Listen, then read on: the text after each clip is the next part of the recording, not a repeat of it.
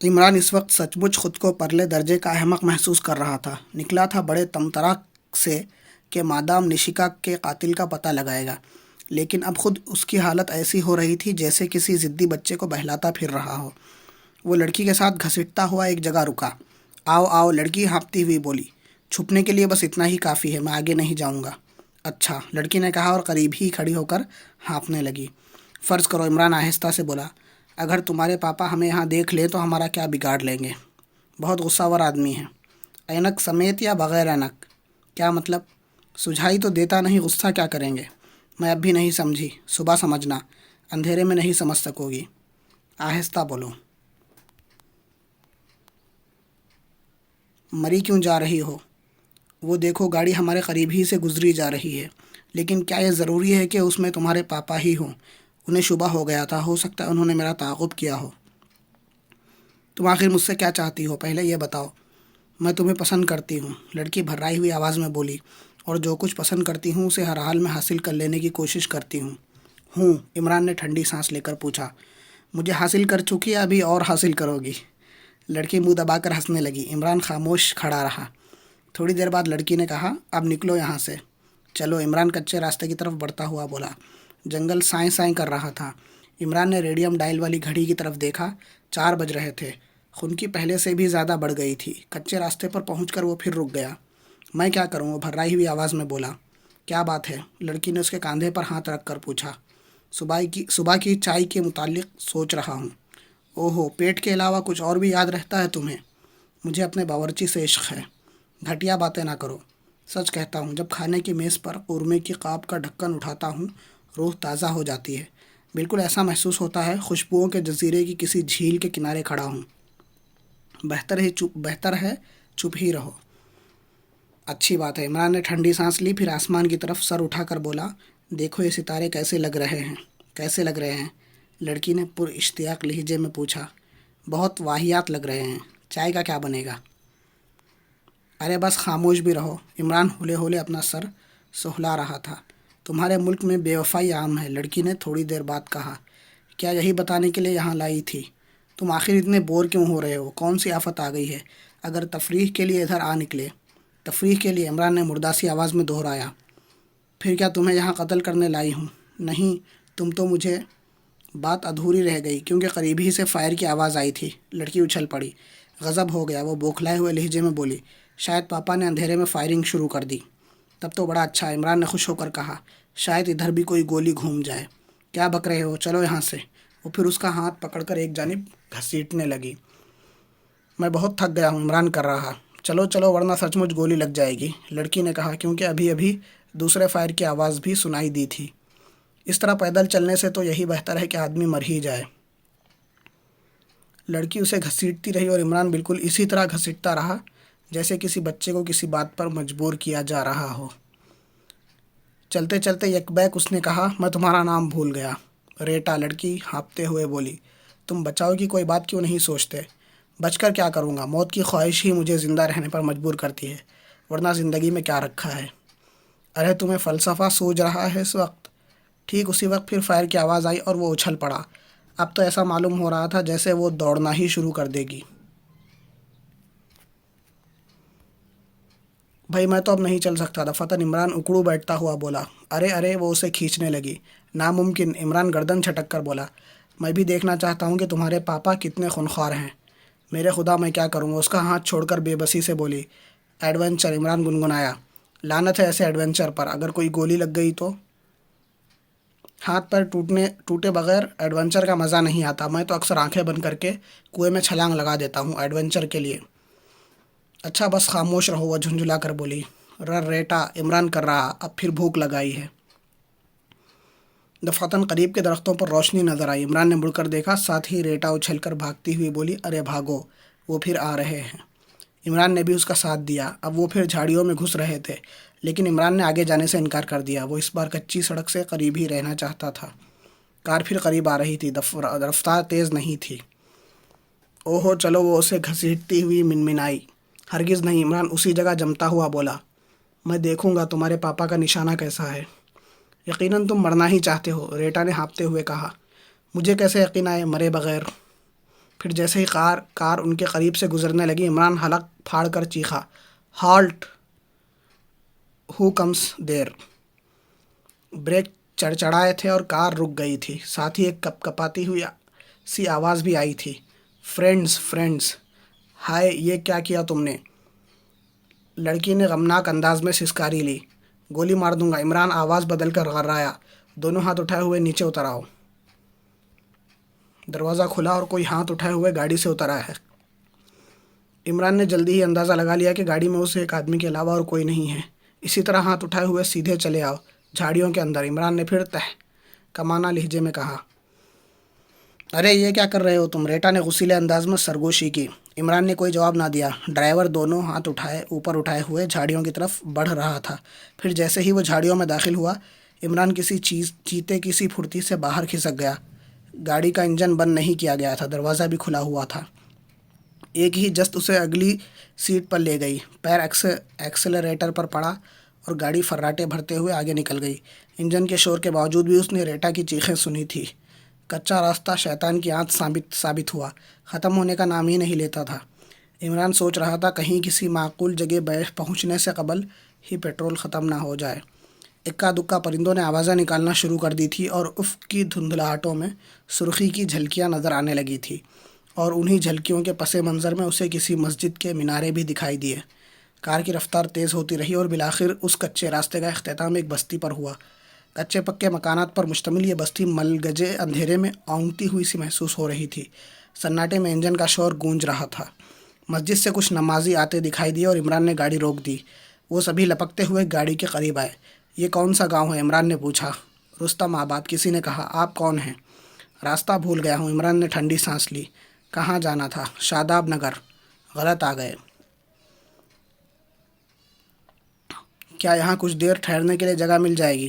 کیوں نہیں، ضرور ضرور، کسی نے کہا، اور پھر کوئی قریب آیا، کھڑکی پر ہاتھ ٹیک کر جھکا اور عمران کے چہرے کو بہت قریب سے گھورتا رہا۔ ارے! عمران نے اسے یک بیک پیچھے ہٹ کر کہتے سنا، ارے چودھریو، یہ تو اپنا ڈبو ہے، ڈبو۔ یا اللہ تیرا شکر ہے، واپس آ گیا، یا اللہ۔ عمران سناٹے میں آ گیا۔ اسے وہم بھی نہیں تھا کہ زندگی کے کسی مرحلے پر اسے ڈبو بھی سمجھا جا سکے گا۔ کیسا ڈبو؟ کس کا ڈبو؟ چودھریوں کا شور بڑھتا ہی جا رہا تھا۔ وہ ایک ایک کر کے کھڑکی کے قریب آتے، اسے گھورتے اور ہاں ڈبو ہی معلوم پڑتا ہے کا نعرہ لگا کر پیچھے ہٹ جاتے۔ آپ یعنی آپ؟ عمران اس آدمی کی طرف دیکھ کر ہکلایا جو قریب ہی کھڑا اس طرح ہونٹ بھینچ رہا تھا جیسے آنسو روکنے کی کوشش کر رہا ہو۔ ہاں میرے لال، مجھے پہچان، میں تیرا باپ مدار بخش ہوں۔ آج 24 برس سے آنکھیں تیری راہ پر لگی تھی۔ پھر وہ بڑے پیار سے موٹر پر ہاتھ پھیرنے لگا۔ دوسرے چودھریوں کا شور بدستور تھا۔ کوئی کہہ رہا تھا، ارے موٹر لایا ہے، موٹر! چل اب اتر بھی بیٹا، تیری ماں روتے روتے اندھی ہو گئی۔ چودھری مدار بخش نے عمران کے کاندھے پر ہاتھ مارتے ہوئے کہا۔ اجی قبلہ، آپ کو غلط فہمی ہوئی ہے، عمران نے بوکھلائے ہوئے لہجے میں کہا۔ وہ آپ کے ڈبو صاحب کوئی اور ہوں گے۔ لو اور سنو مولوی صاحب، چودھری مدار بخش نے ہانک لگائی، اب ہم اپنے پیٹ کے کیڑے کو نہ پہچانیں گے۔ دو چار اور قریب آ گئے اور چودھری مدار بخش نے ان سے شکوہ شروع کیا۔ یہ دیکھو زمانہ، 24 برس بعد شکل دکھائی ہے اور اب کہوے ہے میں تمہارا بیٹا نہیں ہوں۔ بات بڑھ گئی اور بزرگ قسم کے چودھری نے عمران کا ہاتھ پکڑ کر نیچے کھینچ لیا۔ میں کہتا ہوں، عمران بے بسی سے بولا۔ تم کچھ نہیں کہتے، کہو بھی تو ہم نہیں سنتے، قوی ہیکل بوڑھا چودھری غرایا۔ ہوں، عمران کر رہا، سچ مچ بھوک کے مارے دم نکل رہا تھا، اور رات بھر کی تھکن اور شب بیداری نے ذہن کو اس طرح کچل کر رکھ دیا کہ وہ ڈھنگ کی کوئی بات سوچ ہی نہیں سکتا تھا۔ اس نے سوچا چلو اسی طرح کچھ دیر آرام نصیب ہو جائے گا، اور پھر اسے کشاں ایک جانب لے جایا جانے لگا۔ کئی چودھری اسے لعنت ملامت کر رہے تھے۔ کچھ دور چلنے کے بعد وہ ایک نیم پختہ مکان کے سامنے رکے۔ قریب ہی جانوروں کے باڑے سے کوئی بھینس ٹکرائی۔ چودھری مدار بخش نے دروازے ہی پر چیخنا شروع کر دیا، ارے آ گیا، او نصیبن کی ماں، اپنا ڈبو آ گیا۔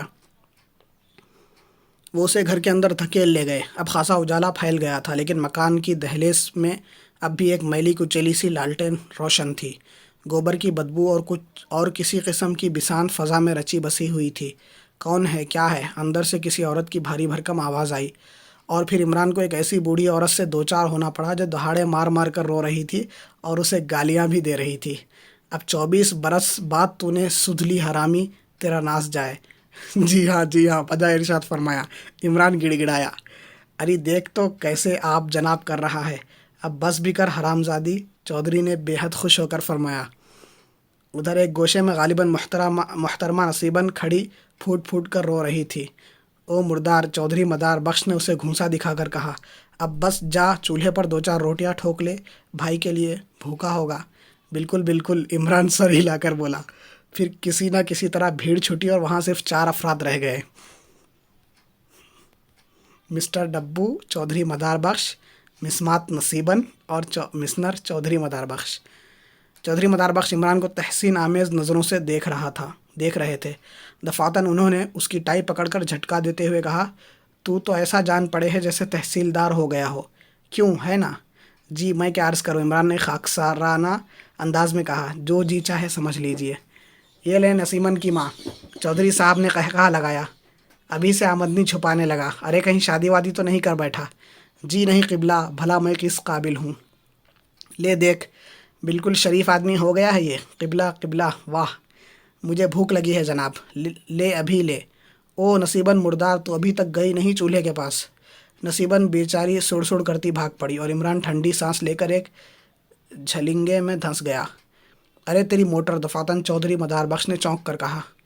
वो तो वहीं खड़ी है, और जो कोई चुरा ले जाए तो? चौधरी ने आंखें निकाली। चलिए यहीं ले आते हैं, इमरान उठता हुआ बोला। वो दोनों बाहर आए। इमरान ने रास्ते में उससे पूछा, आपको कैसे पता चला था कि मैं आ रहा हूँ? बस बेटा क्या बताऊँ, रात ख्वाब देखा, तेरी माँ कच्चे गूलरों से झोली भरे खड़ी है।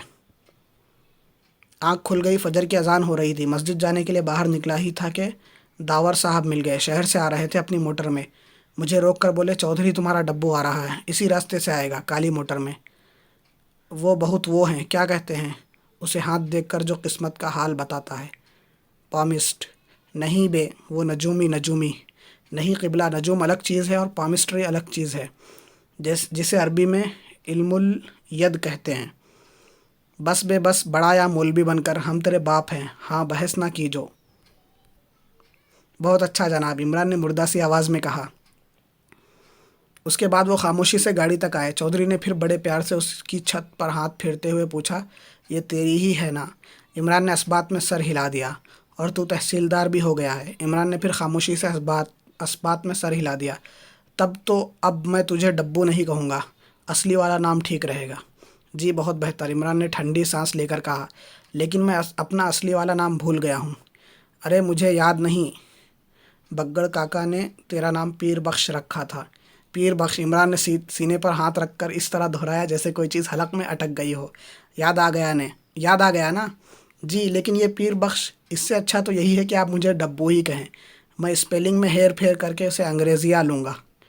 हाय हाय, क्या बकता चला जा रहा है, मैं कुछ नहीं समझा। डब्बू को डी बाओ कर लूँगा, DEBOU, डी बाओ। लेकिन इस तरह तो मैं कोई फ्रांसीसी मालूम हूँगा। खैर कोई बात नहीं। अब मोटर ले चल, यहाँ से बेफजूल की टाई टाई किए जा रहा है।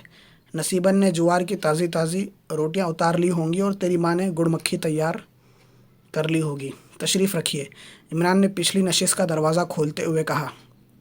चौधरी ने बैठते वक्त खीसें निकाल दी। सूरज उभर आया था और गांव के बच्चे मोटर के गर्द इकट्ठा होने लगे थे। इमरान ने स्टीयरिंग संभालने से पहले हॉर्न बजाकर उन्हें हटाना चाहा और बमुश्किल तमाम कार आगे बढ़ी और वो उसे चौधरी मदार बख्श के मकान के सामने लाया। बच्चे तालियां बजाते और शोर मचाते उनके पीछे ही पीछे आए थे। चौधरी ने नीचे उतरकर उन्हें धमकाना शुरू किया। दबी ज़बान से दो चार गालियां भी दी, लेकिन बच्चों की भीड़ वहाँ से ना हटी। वो फिर अंदर आए। बूढ़ी औरत अब भी रो रही थी, लेकिन बेआवाज़। कभी कभी कोई सिसकी फ़ज़ा में गूंज उठती थी। अरे तू रोई जाएगी हरामखोर, मैं कहता हूँ अब बस कर। ओ मुर्दार, तूने रोटियां उतार दी या नहीं? चौधरी बावर्ची खाने की तरफ लपका। बूढ़ी औरत फिर इमरान के पास खड़ी हुई, दोनों होंठ भींचे, शायद आंसू रोकने की कोशिश करती रही। फिर कुछ कहे बगैर इमरान के शानों और बाजुओं पर हाथ फेरने लगी। क्यों परेशान कर रही है उसे? चौधरी ने उसे डांटा और फिर इमरान को मुखातिब करके कहा, बैठो बैठो, इन औरतों को रोने के अलावा और क्या आता है? खुशी का मौका हो तो रोएंगी, गमी होती है रोने के लिए। जी बहुत अच्छा जनाब, इमरान ने फंसी फंसी आवाज़ में कहा और झलिंगे में गरक हो गया। औरत आंसू पोंछती हुई उसके पास से हट गई। चौधरी फिर उसके पास आ बैठा और इमरान ने उससे पूछा, यह दावर साहब कौन हैं? बहुत अच्छे हैं, वो जो नवाब साहब की कोठी थी ना, जहाँ کوٹھی تھی نا یہاں، سرکار نے جنگ کے زمانے میں اسے نواب صاحب سے خرید لیا تھا، اب داور صاحب نے اسے سرکار سے خرید لیا ہے، کبھی شہر میں رہتے ہیں اور کبھی یہاں، تو انہوں نے خواہ آپ کو میرے بارے میں بتانا شروع کر دیا تھا۔ بس بے رہا وہی الو کا الو، ابھی میں نے خود انہیں بتایا تھا تیرے بارے میں کہ تو 8 برس کی عمر میں گھر سے بھاگ گیا تھا، بیچاروں نے میرا ہاتھ دیکھ کر بتایا تھا کہ تو ایک نہ ایک دن واپس ضرور آئے گا، اور میں واپس آ گیا۔ عمران نے ٹھنڈی سانس لے کر پوچھا، اور تو واپس آ گیا؟ دیکھیے اب کے کیسی زوردار 11ویں کرتا ہوں، اناج کی کمی نہیں، دھان خوب ہوا ہے، کھاریاں بھری ہیں، بسنتی کا بچھڑا ذبح کر دوں گا۔ تم چاہے بعد میں مجھے بھی ذبح کر دینا، لیکن پہلے مجھے داور صاحب کے متعلق بتاؤ، انہوں نے وہ کوٹھی کب خریدی تھی؟ 3 4 ماہ ہوئے، کیا وہ کوٹھی میں موجود ہوں گے؟ ہاں صبح آئے تو ہیں، چلو اٹھو، میں بھی ان کا شکریہ ادا کرنا چاہتا ہوں۔ ابے کچھ کھا پی تو لے۔ نہیں جناب، بس اٹھیے، کھائیں گے واپسی پر، عمران اٹھتا ہوا بولا۔